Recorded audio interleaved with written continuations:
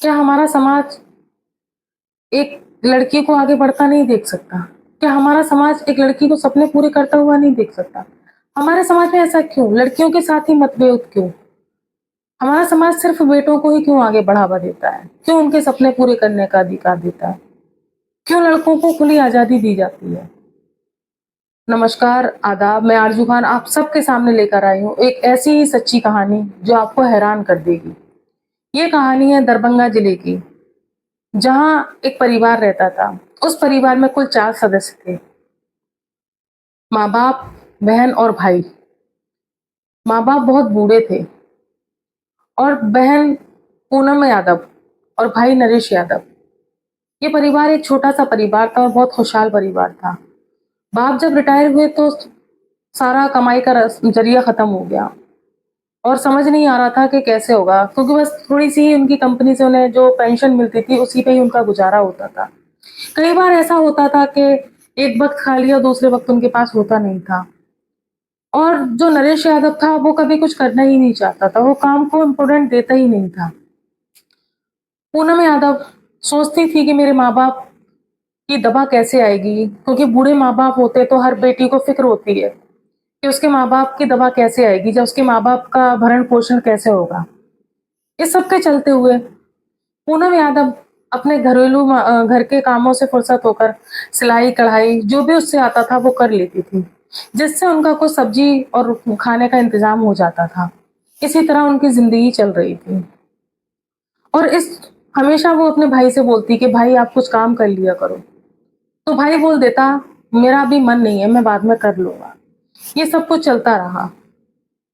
बहुत जगह देखने की कोशिश की, सब कुछ किया, मगर कुछ हो नहीं पा रहा था। आजकल के वक़्त में सिलाई-कढ़ाई या छोटे-मोटे घर के कामों से घर का भरण-पोषण नहीं होता और वो 4 मेंबरों का सारा कुछ तो ये हो ही नहीं सकता, नामुमकिन था। एक दिन पूनम यादव सो जाती है और सोते हुए सोचती है, उसको जब नींद नहीं आ रही होती तो वो इस बात को सोचने लगती है कि क्या मैं कोई जॉब कर सकती हूँ और अपने माँ-बाप को बहुत अच्छी ज़िंदगी दे सकती हूँ। उसने एक ऐप के ज़रिए नौकरी जो ढूँढने की कोशिश की और वो जॉब ढूँढती रही। जब कुछ दिन के बाद उसे उसे एक जगह से जॉब के लिए जॉइनिंग लेटर आया, तो उसने हाँ कर दिया और वो जॉब पर चली गई। ये लड़की जब गाँव में थी, जब इसने अपने माँ-बाप से बोला कि मेरा जॉइनिंग लेटर आया हुआ है और मैं कुछ करना चाहती हूँ, तो माँ-बाप ने बोल दिया, "बेटा जैसा आपको सही लगे, मगर कुछ गलत मत करना।" जब मोहल्ले को और गाँव वालों को और परिवार को पता पड़ा, तो लोगों ने कहा, "यहाँ से बच्ची अगर शहर जाएगी तो ये बिगड़ जाएगी, ये गलत करेगी।" वो लड़की तो सिर्फ़ अपने घर के लिए ही लड़ रही थी और ऐसी बेटी कभी गलत कर ही नहीं सकती।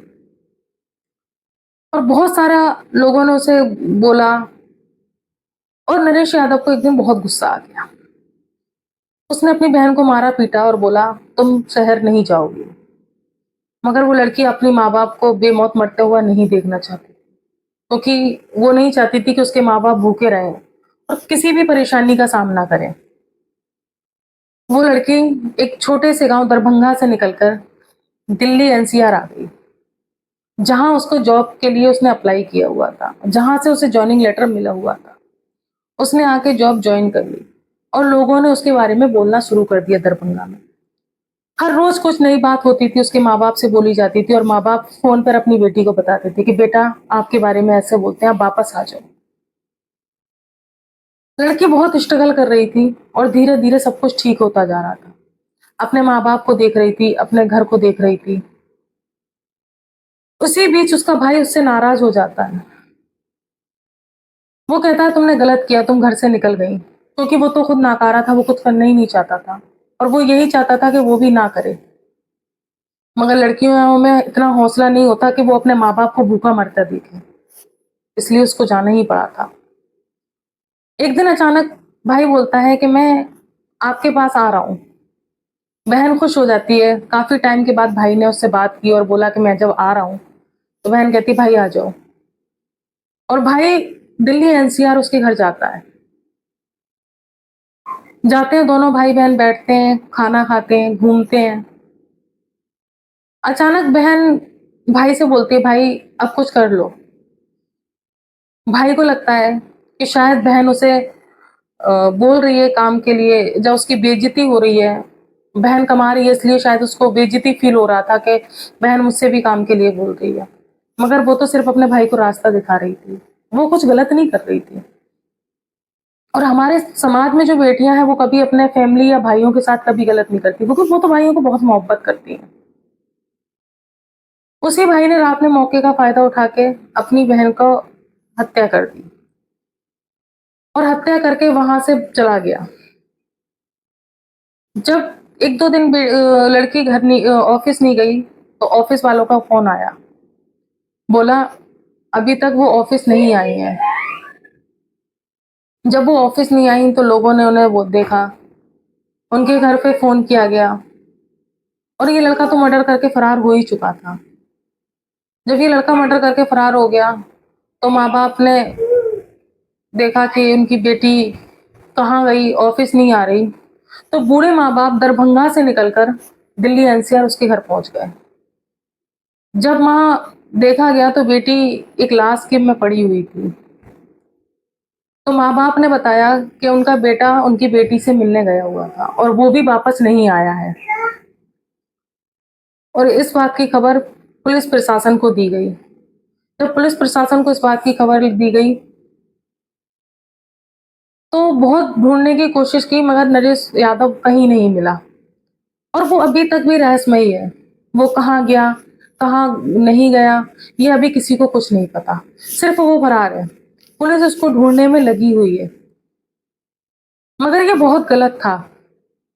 क्या एक भाई एक बहन का दुश्मन बन सकता है? क्या एक लड़की अपने सपने नहीं देख सकती, या एक अपने बूढ़े माँ बाप को खिला नहीं सकती? उस बेचारी का क्या कसूर था? वो तो अपने और अपने परिवार के लिए ही लड़ रही थी।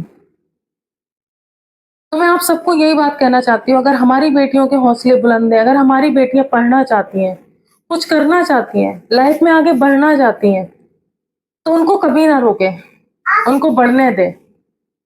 हमारा समाज उनको रोकने की कोशिश करता है। जब उसी समाज में हमारी बेटियां भूखी रहती हैं तो बहुत परेशानी होती है। इसी तरह मैं इस कहानी के साथ आपसे विदा लेती हूँ।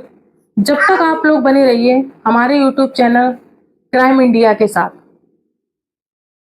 फिर से मैं मिलूंगी एक ऐसी ही कहानी, एक ऐसी ही घटना के साथ। जय हिंद।